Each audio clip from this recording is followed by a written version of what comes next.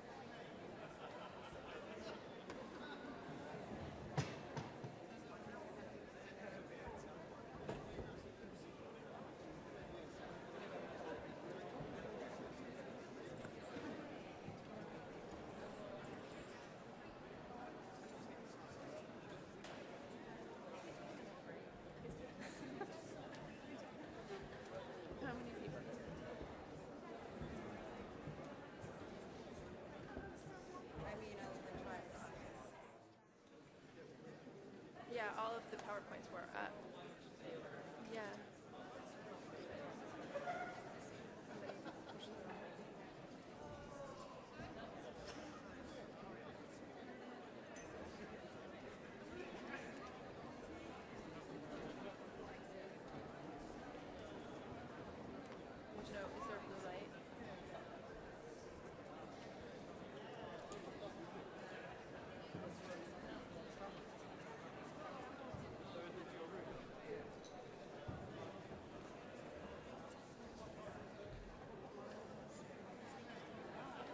to find out where we're going.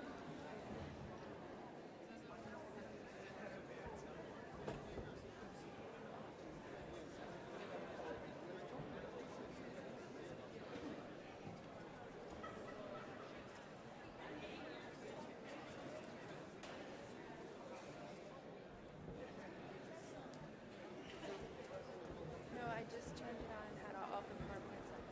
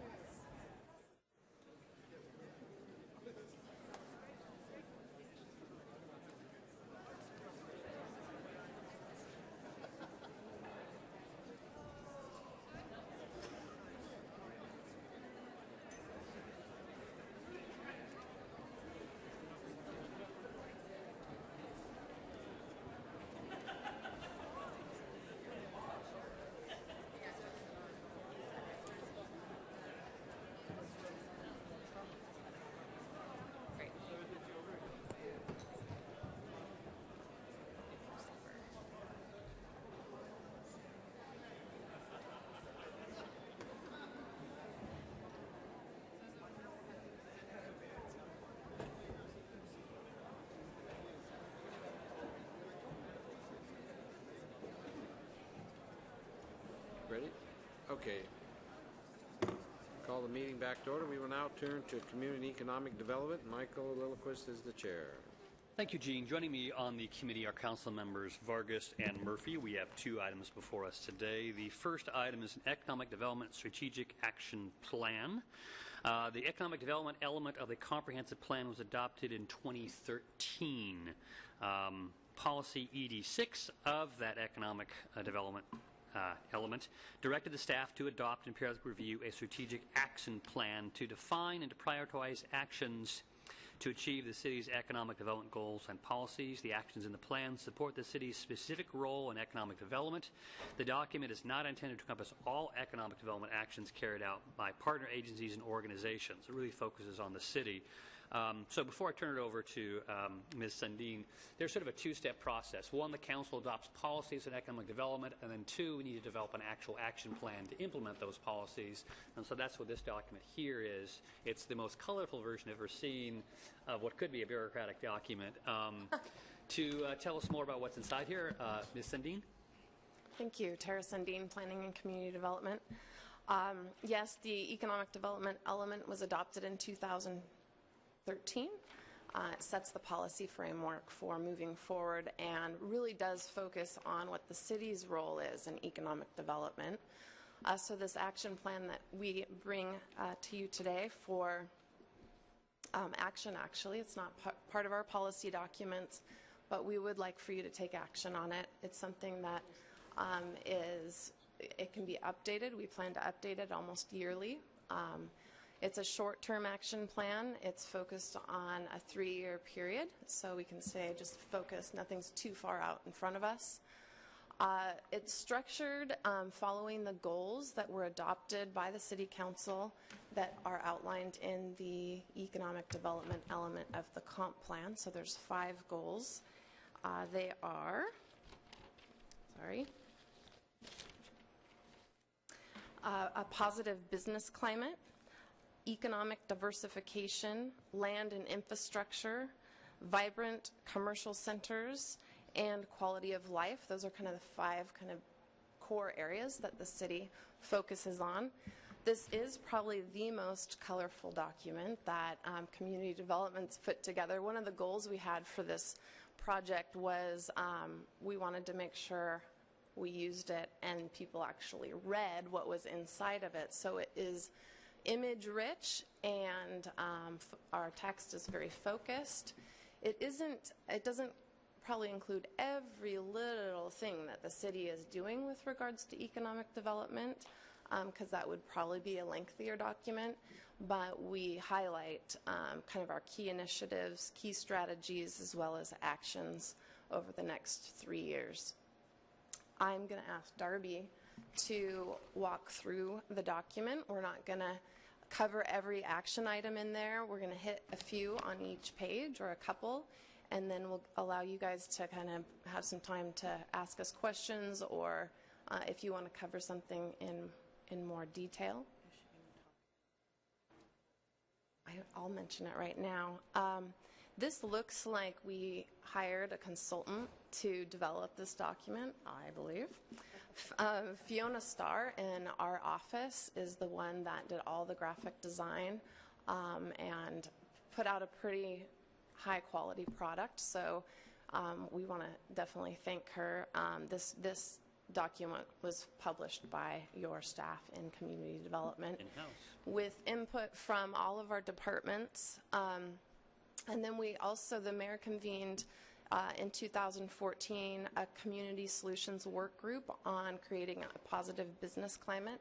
Had about 14 business leaders in our community to give us some feedback on what they thought we should be doing to strengthen our business environment. And so some of those actions, many of which are included in the action plan as well.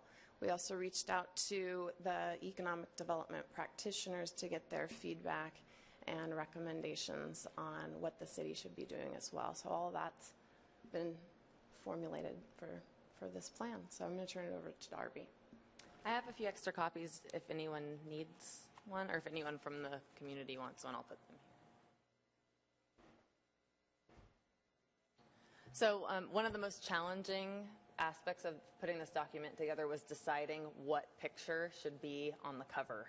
So if you don't love this one, we are going to be updating it every 3 years, so we have quite a few other versions that we'll be cycling through. But you might recognize that as the Depot Market Square, which is one of our best public-private partnerships for downtown.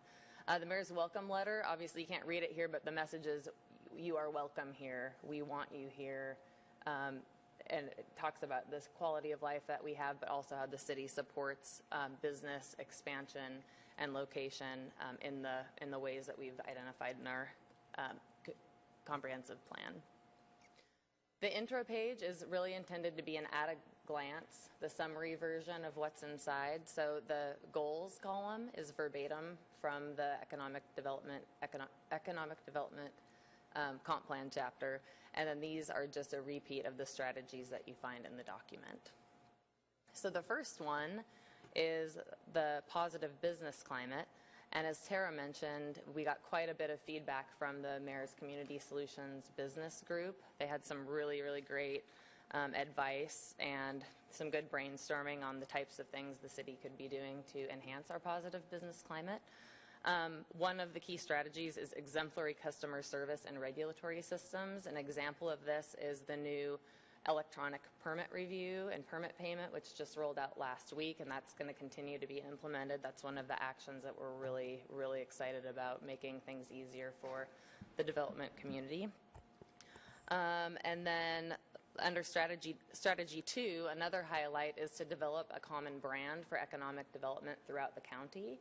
So the city is working with the port and the county, the Tri-Funders group, on an RFP, which has just closed and is under review right now, to select someone to develop a web portal and some marketing materials that can be used among all the different groups that have that be in business message, so that it's not as scattered. We're all using the same materials, same images. So that's going to be a really, really important initiative. And also underway, the city is working, I believe, with Just Sustainable Connections for that partnership on success stories. And that's one of the strategies. We want to make sure that we're communicating and celebrating successes in the community. So you'll see a number of actions, but that's one that we're also really excited about rolling out. Economic diversification is the next topic, with the goal of accommodating a broad mix of employment opportunities and seeking a greater proportion of living wage jobs. And the way that the city does that is by supporting the infrastructure, which we'll get into in the next section, but also how can we support business expansion and startup. There are several city-owned properties that we're going to be bringing forward this year to put them on the market. One is the Army Street property across the street from the Oakland block in Old Town on West Holly Street, and then the Aloha Motel also, that property will be up for redevelopment towards the end of the year. So we can use those properties to catalyze things in those neighborhoods. The third strategy talks about partnerships and providing economic development funding to agencies that directly support job seekers, workforce development, that sort of thing, the Small Business Development Center, and continuing to fund them for specific projects that they are the expertise on.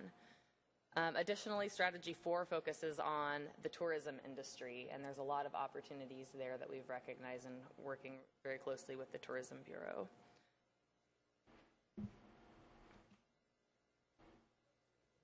Next section specifically focuses on land and infrastructure, and I know that you're getting deeper and deeper into the comp plan update, and I know we always focus quite a bit on the residential growth projections, but another strategy that we want to make sure is really clear in this document is that we're providing adequate commercial and industrial land that's appropriate for Bellingham. So that'll be part of the discussion, and I know our staff is working very hard on that aspect of the land supply analysis as well. The Strategy 2 talks about infrastructure in targeted locations. So there's a series of pretty big projects that are either underway right now or coming down the pipeline, so to speak. And those are really excellent projects from our Public Works Department. I love this quote from Doug Thomas about how the water treatment facility gave them the extra capacity to be able to grow and expand. That's exactly what we want to be doing. Here we go. Vibrant commercial centers is the next category, and that's really focusing on development in our urban villages. And you're all aware, I think everyone was here for the discussion we had a few months ago about incentives in urban villages, and that's the first strategy under this section, is how can we encourage investment in these areas. In the next few months, we will be starting to implement those recommendations. We'll have a few ordinances to present to you on B&O waivers for new businesses in these areas.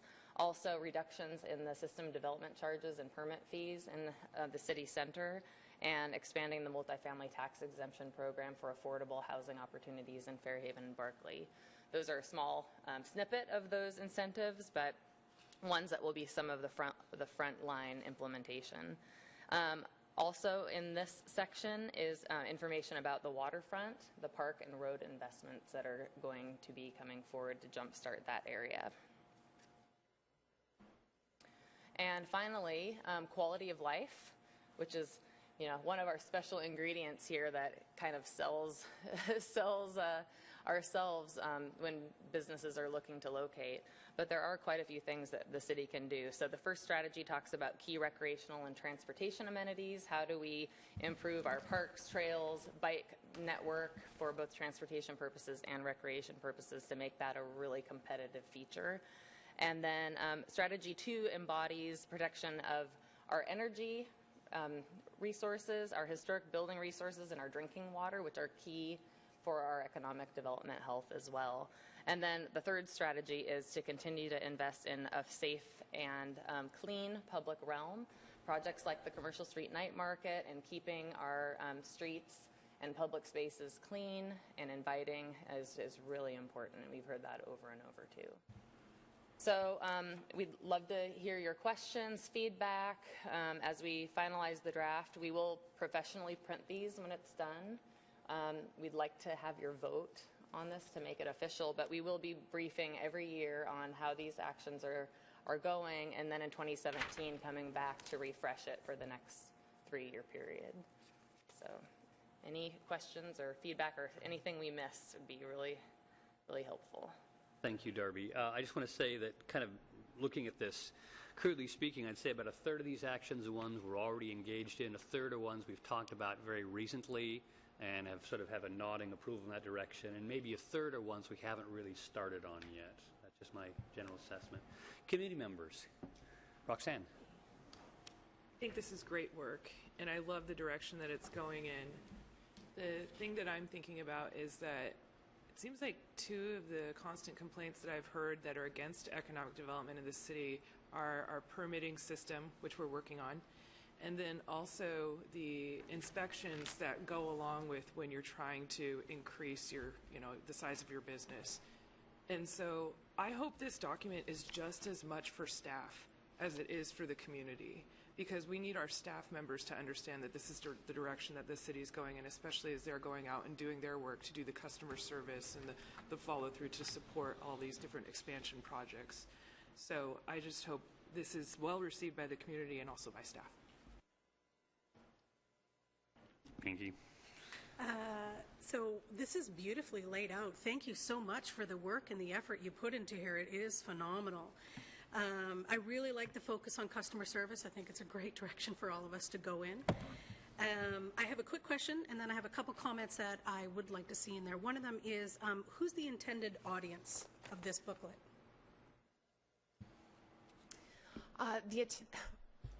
Ourselves. I do want to point that out, Roxanne, that this is important for all of you to get out to the community, but it does guide the city staff. We use these types of documents regularly. The City Center Implementation Strategy is an example of that. That's what we look to when we're planning our work programs. But we wanted our existing business community, the people that are here today, to know exactly how the city of Bellingham fits into economic development, to help kind of always articulate those roles for us. And we are doing so much. All of our departments are doing so much, but we don't package it very well in a concise way. So our existing business community, I think, was probably pretty high up there. But then we've heard, since we started developing this, some of our business leaders, Jeff Kochman from Barclay, said, we could actually use this when we're trying to recruit businesses, because it really shows that the city of Bellingham is committed to economic development and is doing a lot to support our businesses. So we see this being used for a variety of purposes. We see you guys, if you head to Olympia, or when Kelly does, or Ted or other department heads, they could bring this down and show them that our projects are important and they're on our plan, and so it could help us with funding as well. A couple other things. So now I know you said you can't put everything in here, so if you've thought about it and you're like, this is why it isn't in here, please tell me that. But I just had a couple thoughts while going through here. One of them, under land and infrastructure, and we talk about key arterial connection is we don't talk about a connection from the water to actually downtown. And for boaters, we mentioned arterials once they get to land, but I think that's something that is an important part of our economic development, is making sure that we have a connection to our water, and for boaters, and that be included in our vision of what we want our future and our economic development to look like.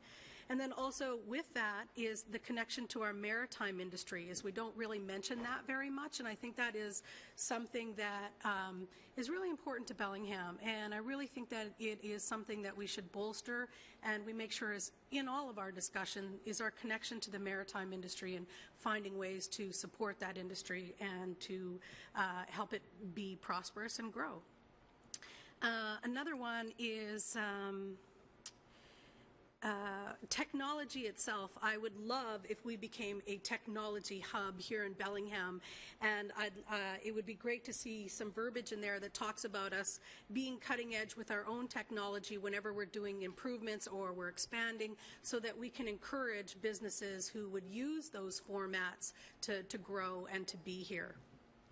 And then the other one was cross-border partnerships and our affiliation with the border, and the fact that we are a cross-border town. I think that is something else that should be kind of prominent in our discussions on economic development. So again, I know you've probably talked about all of these things and can't put it all in the document, but those are the things that came top of mind for me in regards to talking about our economic development. And I did notice that you mentioned energy efficiency. I want to say awesome, thank you for that. And but also anything that we could do in regards to economic development in turning Bellingham into a place, like the fact that we've got some really great manufacturers right now who already create renewable energy right here. It would be wonderful if we could move towards being a place that if we divide a waterfront that has an eco-district, that we become a worldwide destination and people want to bring their businesses that are focused on renewable energy into Bellingham. Obviously, I'm a little biased about that particular topic, but that's something that is of interest for me. Thanks for hearing me out. I'll go ahead and I'll take my turn. One of the things you don't see in here, and I'm glad you don't, is kind of an old-fashioned economic development strategy where you chase outside businesses with, big tax breaks. Economic development experts say that those are usually losing gambles because you never know what's going to succeed. You have to kind of be more strategic, and I appreciate the fact that this doesn't focus on trying to do that, but stays and looks at what we need to do here locally. I did have one question here, of a questionable item, though, that I kind of want to see struck or rewritten. It has to do with quality of life and funding of WTA. The issue there is that we're in the middle of phasing out our direct financial support of WTA. That is, the TBD is weaning the support for the WTA. This doesn't refer to Sunday service. It refers to the extra hours and routes. I just think that issue is sort of in flux, and I'm not sure that we've actually reached a definitive understanding on what role we will be playing with WTA. I mean, I'm a supporter of transit. The question is, should this specific language be in here because we're not actually sure how we're partnering with WTA? I don't know if you have any reaction to that. I'd like to take that one back and talk about it internally with how we can include our multimodal transportation. Thanks, Kelly. Didn't really want you to hear me. I think it's important, though, that the community's committed to multimodal transportation. So I think it's more, how do we talk about it then? So we'll take that suggestion back. Yeah, because we're talking about supporting WTA with more infrastructural things in terms of helping with bus pull-outs and how we design our streets. I mean, there's many ways we can support that transportation aspect for economic development. I'm glad you'll relook at this one. Any other committee members or council members want to comment? Pinky. Just want to reiterate again, this is really, really nicely done and nicely laid out. And I asked about the intended audience because it feels like a piece that I can bring with me to places, and it tells our story. And so thank you for that. Jack. Who did the layout? Fiona Starr. She works in the Planning and Community Development Department. Kudos. Very well done. Thank you. I believe staff is looking for some sort of a recommendation to bring to the full council. I'm a little confused Roxanne? because they're going to talk about amendments to it, so I wouldn't want to vote to approve it That's a good question. as is. I think we probably should follow up on that bullet, and then we probably need to have a conversation. Pinky, what you're talking about is very sector focus, which we have decided our comp plan, setting the policy direction for an action plan. We steered a little bit away from picking winners or winners and not winners by being, sector focused. That's something that we could revisit, but I think it's probably a little bit more of a policy discussion. The Port of Bellingham is talking about kind of redefining those sectors. So maritime and technology, those are sectors that the governor has also identified as a priority. But that's why you don't see us picking, specific ones. If I can just add, one of our projects for next year is to look at our accessibility to technology, which is something that businesses want, no matter what kind of a company you're talking about. But there are ways to weave the fact that if you are a technology company or you use technology in your company, this is a good place to be because we have the access. So I think that's a good thing to bring up, but I do agree with Tara that that was when I was chair of the Economic Development Committee at the state level. They were trying to go more into sectors, and we were trying, and I, as the chair, wanted to listen more to the local communities and what they wanted rather than the state determining where the support was going to be in our community if we wanted maritime or we wanted something different instead of having it be limited. So, so I agree with the staff that getting too specific about what we want to be, but talking about the assets we have that allow people to come here and do the kind of things that we like them to do, which is especially creating higher paying jobs, probably is a really good thing to think about. So I guess I'd like to ask the committee, do we want this brought back to this committee, or when they bring it forward, should it just go to the committee of the whole? Which way?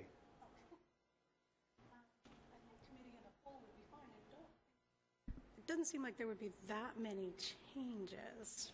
Okay. Right? So we'll consider that a direction. Please make any further modifications and bring it forward to the committee of the whole. Thank you. Next item is a presentation of the North State Street Design Concept. The North State Street Design Concept Report describes a cohesive vision for the corridor that stretches from York Street all the way down to the roundabout at Wharf Street. The purpose behind creating a design concept for State Street was to help guide future capital improvements. So this is not actually a project at this point. None of these things are slated to go forward. This is to guide those future projects that collectively will improve connectivity, safety, commercial vibrancy, social activity, and identity of place along that 9-block corridor. The design builds on the concept developed in 2012 during the downtown master planning process, and the report can be viewed online. One of the kind of misperceptions I think that I just heard this weekend is that this is actually about putting in a bike lane, which is funny because there's already a bike lane in there. Really, the goals are way beyond a bike lane, which I said was already in there. So shall I turn this over to Katie Franks? Yep. Katie.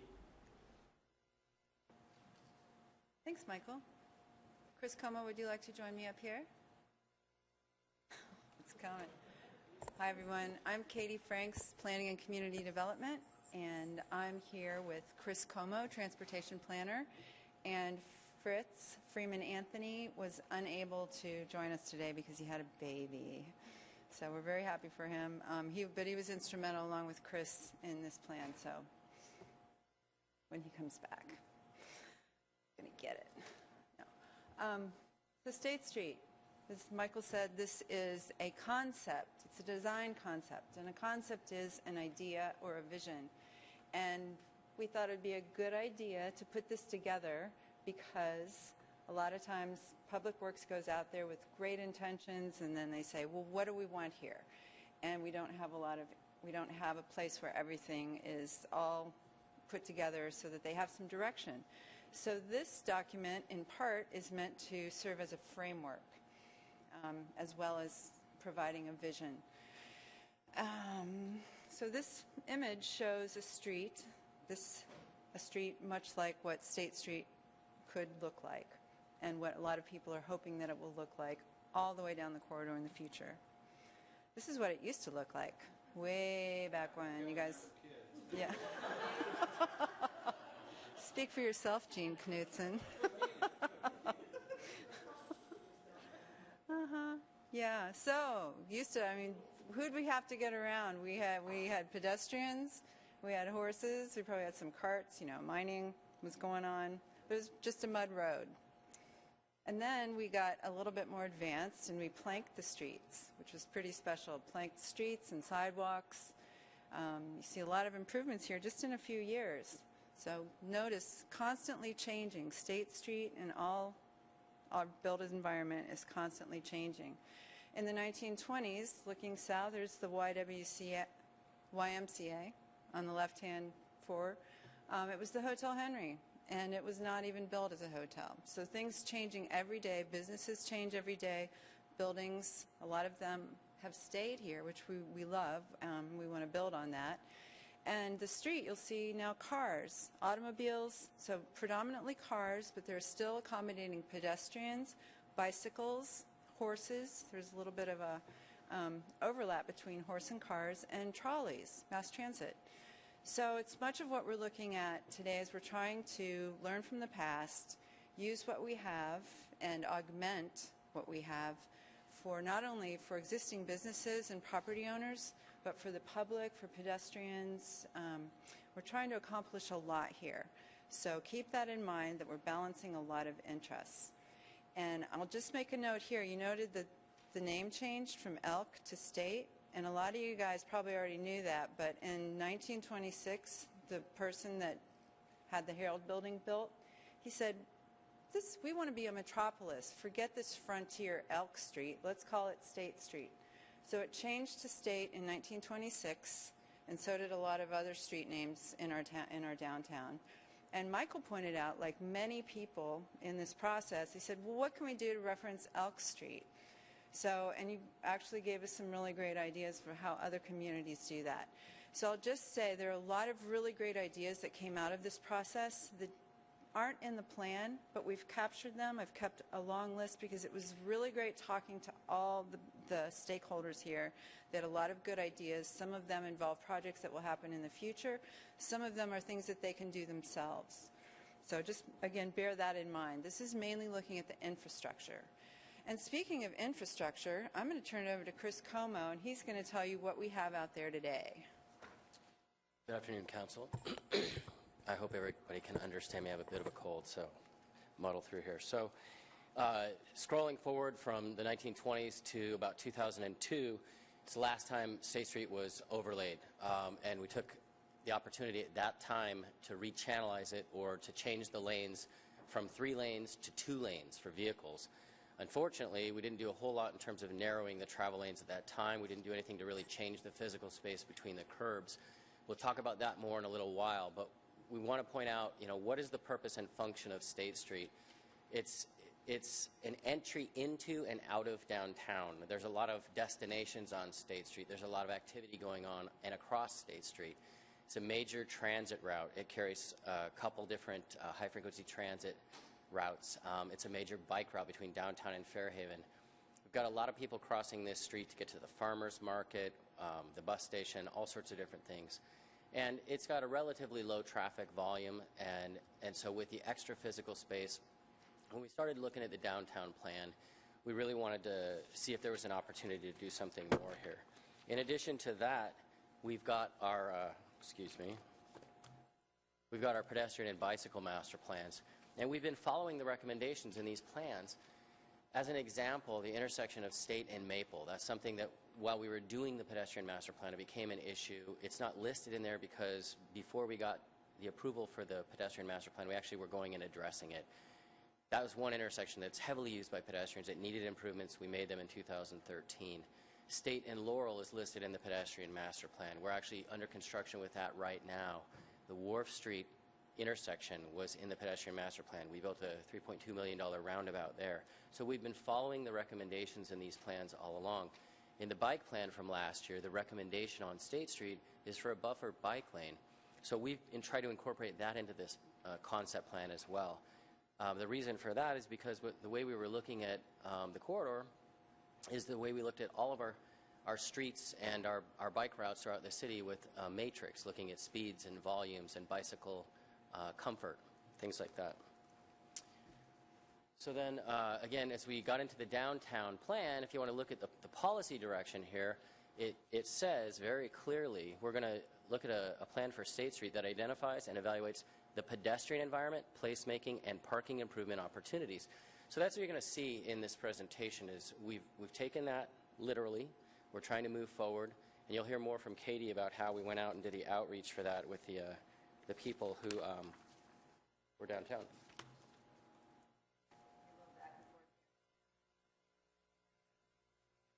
Yeah, so as, oops. Sorry, a little preview there.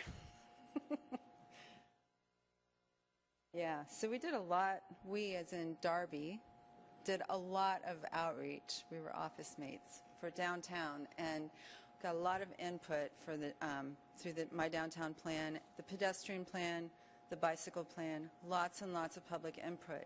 So what we wanted to do with State Street was zoom in and really talk to the stakeholders. That would be the property owners, business owners, and the people that live on State Street. Now, we let some of you council member come to some of our public meetings because we really value your input too. But mostly it was we wanted to hear on the street what people wanted, what worked for them, and what wasn't working for them. And as I said, we got a lot of other ideas that didn't fit into this, but I'm going to forward those as well. So we've had a lot of private investment over time, a lot of different mix of uses. These are all the different groups that we talked with. Parks and Recreation, we talked with them about landscaping, trees, Downtown Bellingham Partnership, about keeping it clean and maintaining any kind of living thing that we put in. So the goals, the basic goals of this project were, we were basing it on two assumptions. One was that we would continue with the 2 lanes of one-way traffic. The other was that we would have some sort of bike facility. And beyond that, we really wanted to use the entire right-of-way. It's 80 feet. It's 56 curb to curb on one end and 50 curb to curb on the other end. So that's 50 feet of street, 50 to 56. We wanted to create a series of places.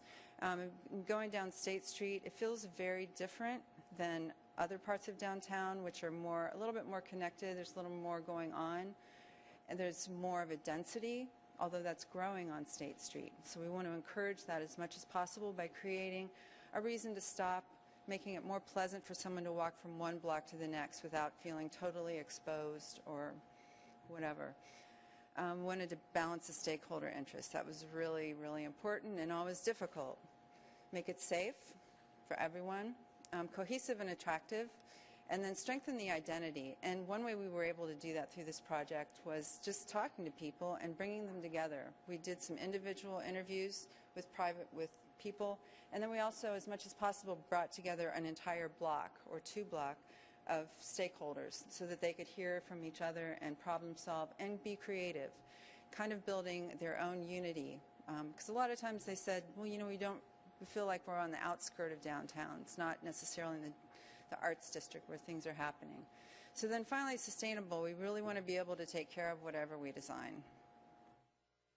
So strategies. We worked with SVR. They are a landscape architecture and planning firm in Seattle, and they most recently did the Bell Street Park, which is innovative use of right-of-way, and they've done a lot of other projects. So we were really lucky to work with them, and they came up with 6 strategies to meet our goals. 3 of them we divided them into the street and then the sidewalk. And I'm going to ask Chris Como to talk about the street strategies, since that's his expertise. Thanks, Katie. So as was mentioned, we're looking at the curb-to-curb distance here, and what you can see on the left side is the existing section south of Holly, and over here on the right side is north of Holly. 16-foot wide travel lanes, and we've got parallel parking on both sides of the street. In 2002, the bike lane was added, and what we're trying to do now is reimagine or repurpose the curb-to-curb distance, and one of the ideas was to look at possibly changing the parallel on one side to angled parking, narrowing the travel lanes, and enhancing the bicycle lane that is there, and trying to maximize pedestrian space on the corridor. Here's what one rendering of that looks like, and this is, I think, the YMCA building here, and this is some of the bars and restaurants over here. But really where I kind of started looking at this to begin with was here on Chestnut Street. This is the old shrimp shack and the Wasabi sushi place here. And what happened is, up here at the intersection of Railroad and Chestnut, I can't remember what year, 2004 or 5, somewhere in there, we shortened the crossing distance to help with people getting across to the farmers market on Railroad. What we did is we converted the parallel parking here to angled parking. In reality, Chestnut, this section of Chestnut carries more traffic volume than what we see on State Street. And so I said, well, gosh, if we can do this here, we should be able to do this on State Street, no problem. It's almost the same physical dimension. The difference is there's no bike lane here. There's also less transit operations. But this really was the model for what we're looking at on State Street.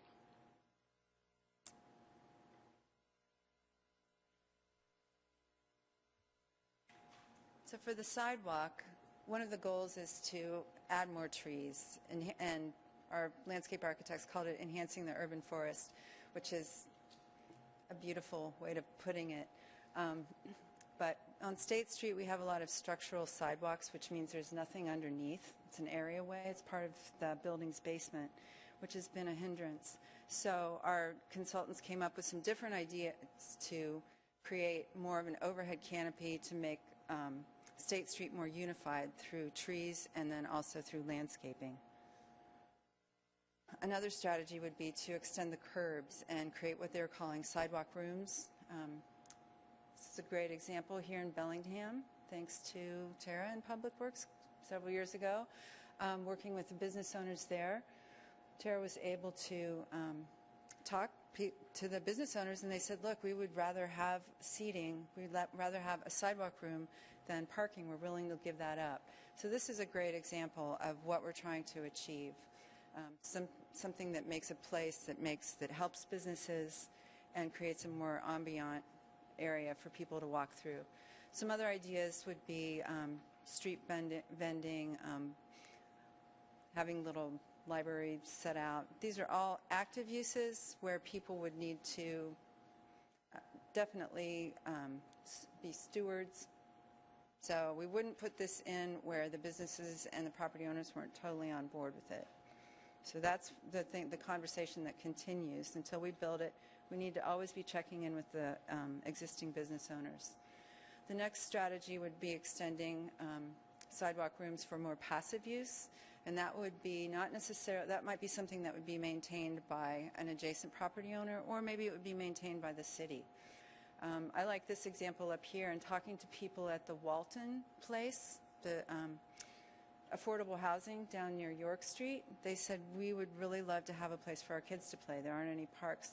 There's nowhere right there where they can just say, let's just go out and play, draw on the sidewalk. So that was one idea that came up, as well as just some really creative incorporating sculpture like this cistern that creates a really great experience down Vine Street. This is in Seattle, a very early SVR project.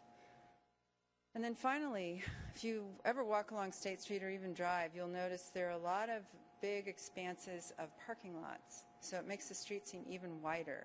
So we said, well, what if we could address the edges a little bit more? It's going to make people feel more comfortable. So again, here's another good example from Bellingham. Bob Pritchett, in his parking lot for Faith Life, put these picnic tables and some planters to create a nice edge, place for people to sit, and then he has food trucks come in periodically. So again, in talking to property owners, a lot of people, they're like, with big parking lots, they like this idea. 20th Century Bowling, another thing is murals. They said, we would love to have murals. It's like they have picture frames just waiting for something to go onto the side of their building. These are things that could be done by the private sector, things that we could encourage. And then talking about implementation, one of the first projects would probably be, Chris, I'm going to ask you to stand up here and help me with this. But this is Maple and Laurel. Chris was talking about that and how it might be a really good first project to implement. So, as you mentioned, the intersection of State and Laurel has already been constructed. We're reconstructing the intersection of State and Laurel right now. So this block is going to be kind of bookends with intersection improvements and shorter pedestrian crossing distances. The intersections, what you're going to see at the end of the projects, it was intentional. It was with the idea of trying to make State Street better and to try to follow the policy direction in the downtown plan and really kind of implement what was envisioned for State Street. And like Katie said earlier, we're really trying to take this corridor and break it up and make it more urban, make it feel more like a downtown street, and have lots of opportunities for more development to take place and more pedestrian orientation. The money that we're using for State and Laurel, in fact, was federal grant money that was specifically for pedestrian safety. So a lot of these features that we're putting in are really looking through the pedestrian lens, trying to make it safer, more comfortable for pedestrians on the street. And so this block is a natural. You can see the projects that we've done here. And then I guess this is just an aerial showing what's going on, but I would like to point out there's a tremendous amount of redevelopment happening in here. There's construction with another 60 apartments right here, and when completed, that will make for, I think, a grand total of 120 or 240 new apartments right here in this old Morris redevelopment site a ton of activity happening on State Street, and we really want to, reinvigorate the street at the pedestrian level and make it that much safer for everybody, more desirable to be around. And that's it. You guys have any questions? Thank you, Katie. Well, before you dive in too heavily here, we're 10 minutes behind, so keep Okay, it well, let's brief. not go too long. I do like the fact you pointed out that this really is a convergence of multiple plans, the downtown plan and the transportation plans. It wasn't picked, randomly. A lot of arrows sort of pointed to this area as an opportunity. We've also had numerous practitioners of economic development and the Main Street program come to town over and over again. They point to activating the streetscape as a way to increase economic activity and retail activity. The reason why I think this is coming before the Community Economic Development Committee is this really is our way of changing the infrastructure to enhance the economic activity and to invite private development to an area which is sort of half developed at this point. I know that the planning classes up at Western have looked at State Street. They can see it as an opportunity. Again, it's less developed than it could be. So I think this is a really good timing for this to be brought forward. Committee members. Roxanne. As a cyclist, I just wanted to express appreciation because when I first thought of angled parking on State Street, I thought it was going to be like railroad nightmare for cyclists. Because envision it as a cyclist, when you're on railroad, you could have two people pulling out at any time to back into you. So I really appreciate how it's configured in the way that the angled parking is on one side and the bike lane is on the other side, so everybody can be a lot safer. So I just want to express appreciation for that. Pinky. My office is on State and Magnolia, so I got to tell you, I am thrilled. I love the design concepts that have come up here. Even the improvements, like just the rain gardens on the four corners, have changed the way it feels on that corner. So I see this giving us a whole different feeling and not feeling like we're on the edge of downtown, but we're part of it. So thank you.